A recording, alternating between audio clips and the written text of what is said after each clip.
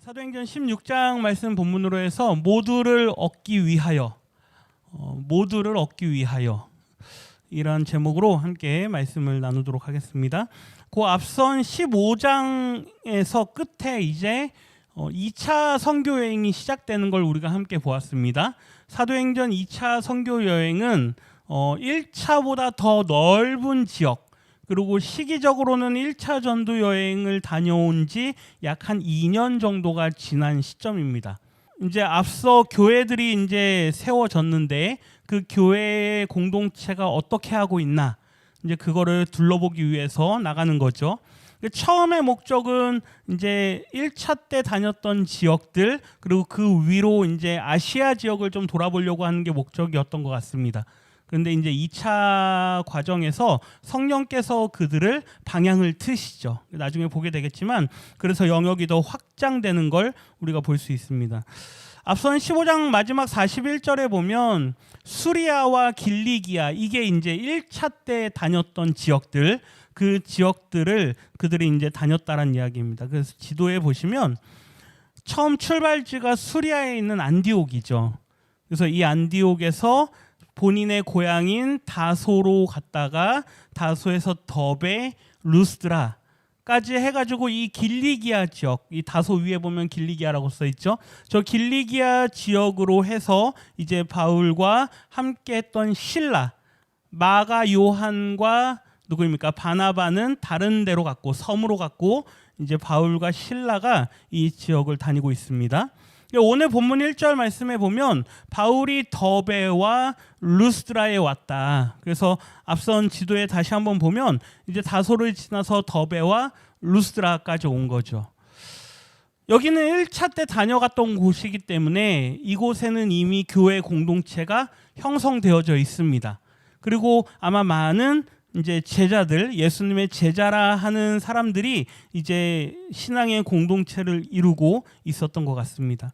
1절 하반절 말씀에 보면 거기 하면서 그곳 더베와 루스드라에서 누구를 만나냐면 디모데를 만납니다. 이제 우리가 아는 대로 사도 바울의 영적인 아들, 이때가 바울이 약 한 42, 43살 정도, 그리고 디모데가 아마 한 22, 23 요 정도 되지 않았나. 그러니까 바울과 디모데 나이 차이는 약 한 20살 정도 차이가 난다고 봅니다. 그러니까 바울이 40대 중반, 디모데가 한 20대 중반, 초중반 요 정도로 보는 거죠. 이 디모데의 이름의 뜻을 한번 보십시오. 이 디모 할 때 이 디모가 이제 티마오라 그래서 이제 공경하다, 부모를 공경하라 할 때 그 공경하다가 티마오입니다. 근데 그게 이제 하나님을 경외하다라는 표현으로 쓸 때 또 마찬가지로 티마오를 쓰는데, 그 경외하다라는 단어와 이제 데오스는 하나님. 그래서 하나님을 경외하는 사람. 왜 이런 이름을 지었느냐? 그의 어머니가 누구냐 이거죠. 그의 어머니가 믿는 유대인이다 이거죠. 그의 어머니는 하나님에 대한 믿음을 가지고 있을 뿐만 아니라 아마 앞선 바울의 그러한 1차 선교 여행 때 이제 여러 복음이 전파되어지는 과정에서 이 어머니도 마찬가지로 믿음을 갖게 되지 않았는가 이제 생각을 합니다. 근데 이 어머니만 믿음을 가지고 있냐? 또 그렇지 않죠. 디모데후서 나중에 사도 바울이 디모데에게 편지를 쓸 때 디모데 후서에 보면 너의 믿음의 근거가 어디냐, 너의 믿음의 출처가 어디냐, 이제 그런 이야기를 합니다. 이 디모데후서 1장 5절이죠. 우리 같이 한번 읽어봅니다. 이는 내 속에 거짓이 없는 믿음이 있음을 생각함이라. 이 믿음은 먼저 내 외조모 로이스와 내 어머니 유니게 속에 있더니 내 속에도 있는 줄을 확신하노라. 아멘. 그러니까 모계로 3대입니다. 그렇죠? 외할머니, 그 다음에 어머니, 그 다음에 아들 디모데, 이렇게 이어진 거죠. 외할머니 로이스가 하나님에 대한 믿음뿐만 아니라 예수님에 대한 믿음도 가졌던 것 같습니다. 그리고 마찬가지로 어머니인 유니게 또한 그 믿음을 가졌고, 이 디모데 역시 같은 믿음을 가지고 있다. 근데 여기서 우리가 한 가지 생각해야 되는 건 이 외할머니 로이스, 그리고 어머니 유니게, 그러니까 흔히 생각하기에 외할머니가 1대, 그렇죠? 그 다음에 어머니가 2대, 그리고 이 디모데가 3대, 이렇게 생각할 수 있는데 그렇지 않습니다. 왜 그러냐면 나이대로 보면 예수님이 오셨다 가시고 한 그게 외할머니가 1대 신앙을 갖고 그의 딸에게 2대 신앙을 물려주고 이런 게 아닙니다. 그러니까 아마 거의 비슷한 시기에 외할머니도 어머니도 디모데도 같은 시기에 믿음을 갖지 않았나 이렇게 생각을 하는 게 맞습니다. 그러니까 대대 이렇게 대를 잇는 믿음의 신앙 사실은 그렇게 적용은 안 됩니다. 아마 거의 비슷한 시기에 그들이 믿음을 가졌을 거다. 근데 중요한 건 같은 믿음이다 이거죠. 같은 믿음이다. 너의 외할머니가 가진 믿음과 너의 어머니가 가지고 있는 믿음과 너가 가지고 있는 믿음이 어떻다? 같다. 누구에 대한? 예수 그리스도에 대한 믿음. 그러니까 외할머니의 믿음도 아주 귀하고 내가 너의 어머니도 봤는데 너의 어머니도 믿음이 귀하다. 그러니 당연히 너의 믿음도 귀하다라고 이제 생각을 하는 거죠. 근데 한 가지 재밌는 건 성경에서 빠뜨리지 않고 아버지 이야기를 합니다. 아버지가 누구냐? 아버지는 어떻게 됩니까? 헬라인이다. 그러니까 이방인이죠. 성경에 이제 신약에서 이제 아주 중요한 인물 중에 거의 처음으로 그의 출신 성분이 이방인이다. 다시 죄송합니다. 혼혈이다라고 하는 걸 언급하는 게 디모데입니다. 그 굳이 얘기할 필요가 있습니까? 사실 이 사도행전을 기록한 누가 입장에서 굳이 디모데가 혼혈인이다. 뭐 이런 걸 얘기할 필요가 있을까요? 뭐 우리 같은 경우도 뭐 굳이 그런 가정사를 그렇게 뭐 이렇게 들춰낼 필요가 뭐 있느냐 이럴 수 있는데 이 성경을 기록한 누가는 아주 의도적으로 그의 어머니가 유대인이고 그의 아버지가 헬라인이다라고 하는 걸 기록을 합니다. 목적이 있다는 이야기입니다. 어떤 목적인가? 우리는 그 목적을 그냥 지나치면 안 되는 거죠. 2절 말씀 같이 한번 읽어보겠습니다. 2절입니다. 디모데는 루스드라와 이고니온에 있는 형제들에게 칭찬받는 자니. 아멘. 이 디모데가 어떤 사람이냐 보니까 루스드라뿐만이 아니라 조금 더 나아가면 약 한 30km 정도 거리에 있는 이 이고니온, 지금은 코니아라고 부르는 지역인데 이 이고니온에 있는 사람들에게도 어떻습니까? 칭찬을 받고 있습니다. 우리 성도님들의 믿음이 여기서부터 약 한 30km 떨어진 곳의 사람들이 알고 있다고 한번 생각해 보십시오. 우리 그 권사님 저기 의정부 고산동 빼벌에 있는 그 권사님의 믿음이 아주 대단해. 그걸 누가 아는 겁니까?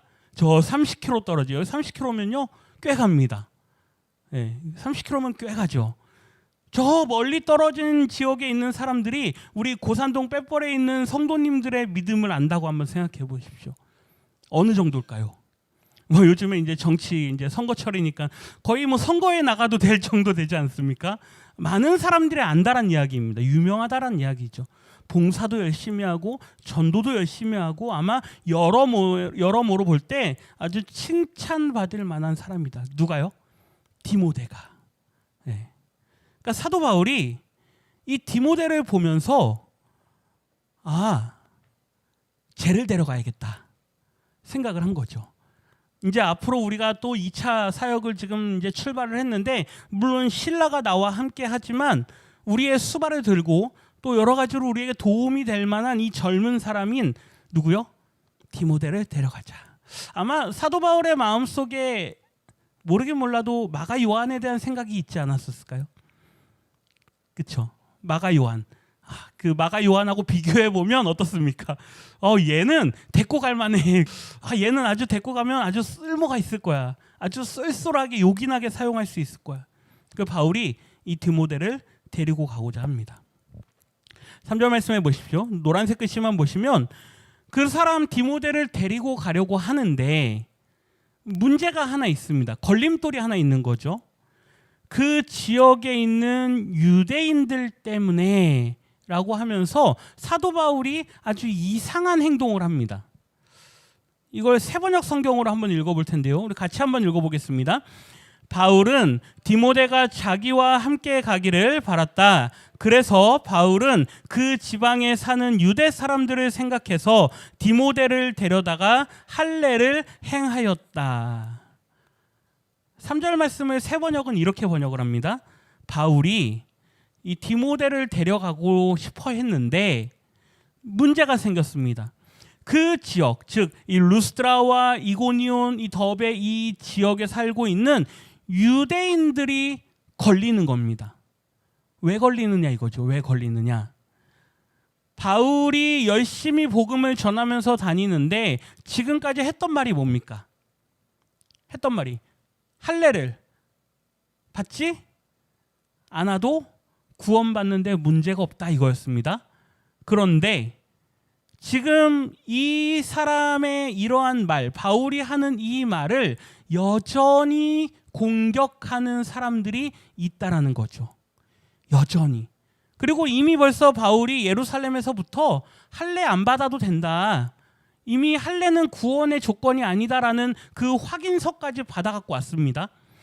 그러기 때문에 여전히 바울 입장에서는 굳이 디모데에게 할례를 행할 필요가 없습니다. 그런데 바울은 단 한 사람의 유대인의 마음속에 조금의 거리낌이라도 있다면 그것 역시 복음을 전하는데 방해가 될 거다. 바울의 마음속에는요, 한 사람이라도 더 얻기를 원했던 겁니다. 그러니까 물론 그의 마음속에 이방인으로 이제는 내가 이방인에게 나아간다라는 그 마음이 강하게 있었지만 여전히 그의 마음속엔 누가 있습니까? 동족 유대인. 동족 유대인에게 내가 복음을 전한다라는 그 마음이 여전히 있었기 때문에 단 한 사람이라도 그게 이방인이든 유대인이든 누구에게라도 내가 복음 사역하는데 방해가 되는 게 조금이라도 있다면 그거를 과감하게 없애버리는, 아예 그냥 그 꺼리를 만들어버리지 않는, 그 구실을 아예 제거해버리는 그러한 결정을 하는 거죠. 보십시오. 디모데의 나이가 어떻다고요? 20대 초중반. 다 큰 어른이죠. 그렇죠? 우리 부모님들, 우리 자녀들 벌써 고등학생만 돼도 내가 어떻게 할 수 있습니까? 어떻게 마음대로 못하죠. 이미 벌써 다 커버리면 뭐 어떻게 할 수가 없습니다. 그런데 이 디모데는 이미 20대가 넘었고, 뭐 옛날로 생각한다면 장가를 갔는지 안 갔는지 모르겠지만 그러한 다 큰 성인을 데려다가 할례를 시킨다? 이 말이 안 되는 얘기죠. 디모데 입장에서는 그걸 받는다라는 게 이해가 안 됩니다. 왜요? 그의 아버지는 이방인이고 어머니가 비록 유대인이지만 굳이 안 받아도 문제될 게 없었습니다. 그런데 내가 원하지도 않았는데, 그리고 분명히 예루살렘에서는 뭐라 그랬습니까? 할례 안 받아도 된다.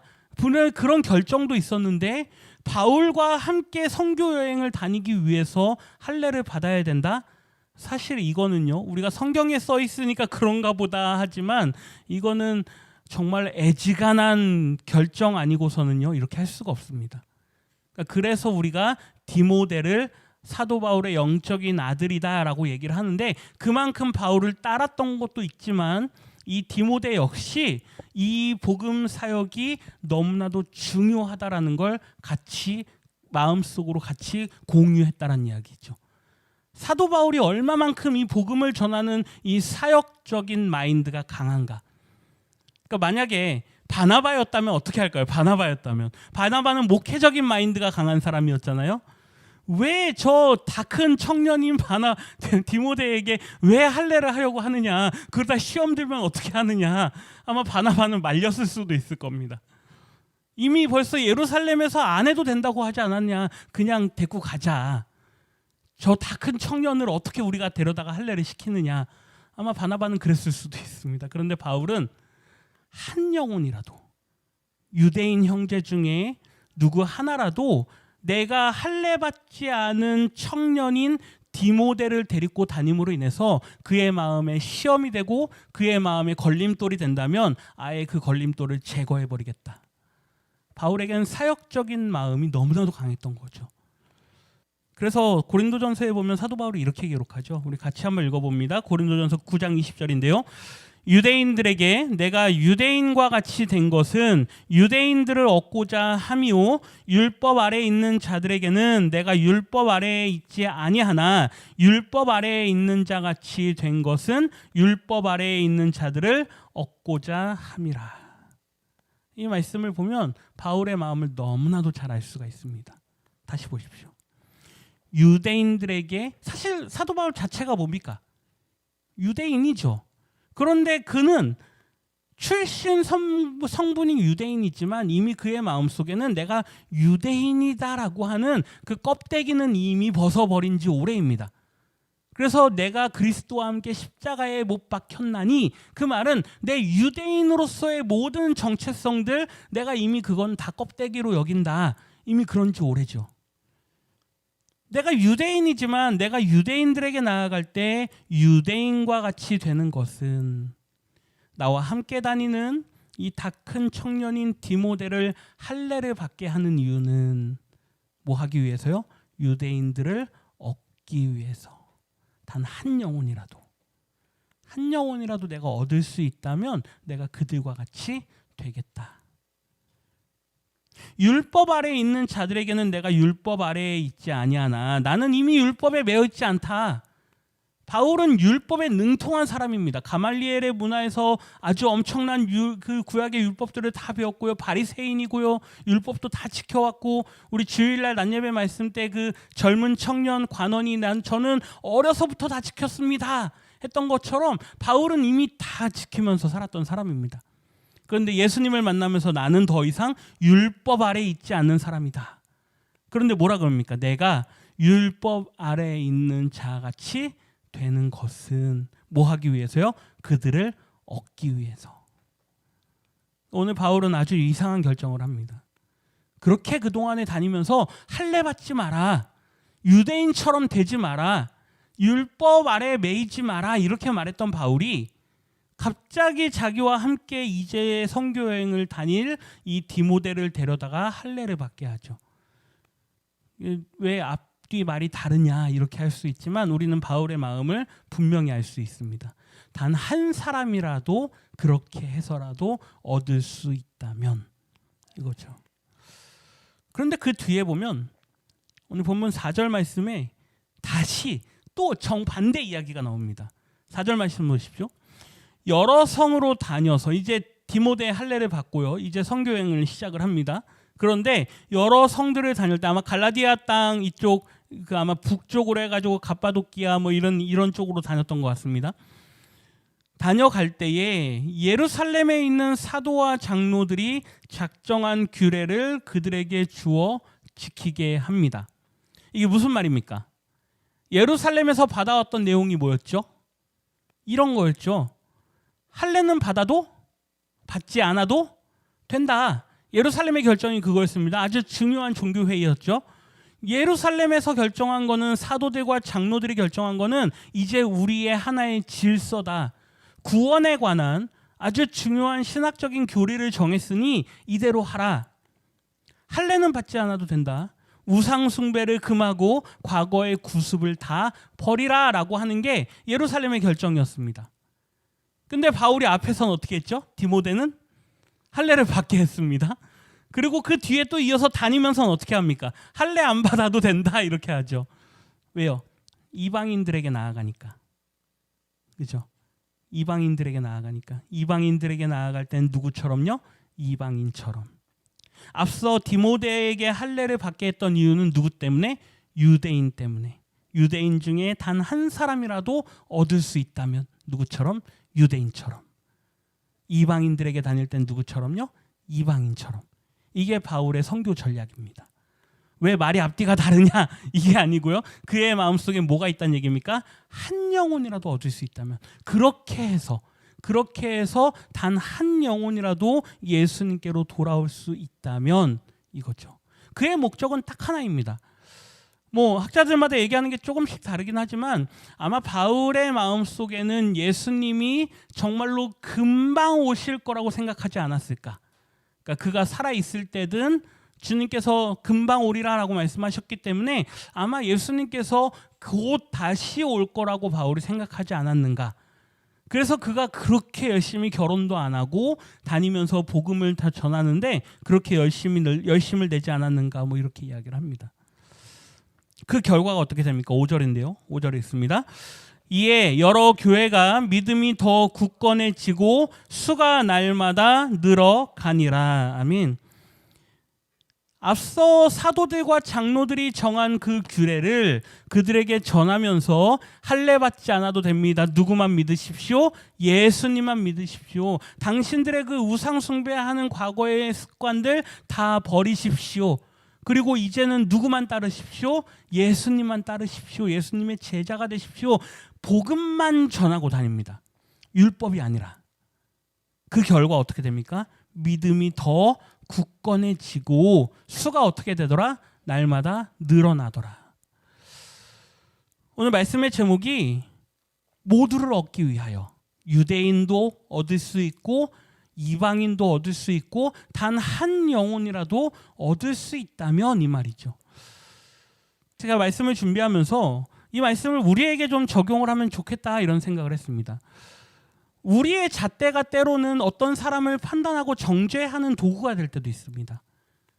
그러니까 나는 신앙생활을 이렇게 해왔는데 우리는 신앙생활을 이렇게 해왔는데 라고 하는 그런 생각이 어느 순간 나도 모르게 다른 사람을 정죄하고 판단하는 도구가 된다는 이야기죠. 분명히 지금 우리가 사는 시대는 많은 것들이 빠르게 변하고 있는 시대입니다. 그러니까 저와 우리 성도님들의 나이가 아마도 못해도 30살 이상 나시는 분들이 계실 겁니다. 그러니 우리 성도님들께서 젊으셨을 때 신앙생활 했을 때와 제가 신앙생활하는 지금 이 시기와 어떻습니까? 다르죠. 문화도 다르고 가치관도 다르고 많은 게 다릅니다. 그러니까 그 안에서 복음은 변하지 않습니다. 이게 중요한 거죠. 우리가 복음을 붙잡는데 거기에 온 힘과 열정을 다 쏟아야 되는데 때로는 복음이 아닌 우리가 이제 신학에서 뭐 아디아포라 뭐 이런 것들 이야기를 합니다. 이제 핵심적인 게 아닌 다른 주변 것들.